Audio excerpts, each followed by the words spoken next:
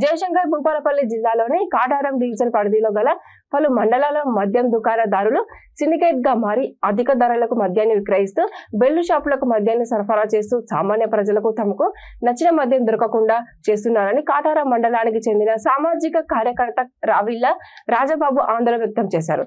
ఈ మేరకు ఆయన భూపాలపల్లి కలెక్టరేట్ లో నిర్వహించిన ప్రజావాణి కార్యక్రమంలో కలెక్టరేట్ కు వినతి పత్రం సమర్పించారు.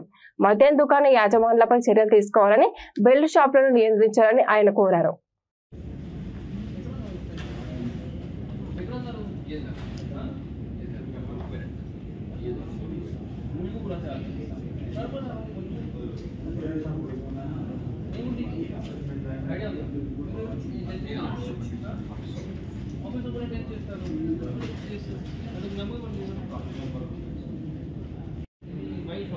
అవును సార్, ఇది మొత్తమే తీయట్లేదు సార్, ఇది ఒకటే తీస్తుంది.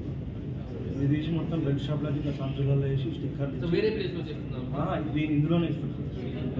రెండు బ్రాంచ్ షాప్లు ఉంటాయి sir. Srinivas alliance, Telangana alliance. Srinivas alliance అనేది మొత్తం బెల్ట్ షాప్లకి ఇస్తుంది. తెలంగాణ అలయన్స్ అనేది అమ్ముతుంది. మొత్తం బెల్ట్ షాప్లకి ఇచ్చి కానీ సూపర్ నెట్ సార్ అడిగితే కూడా నీకు ఏడ పర్లేదు బాబా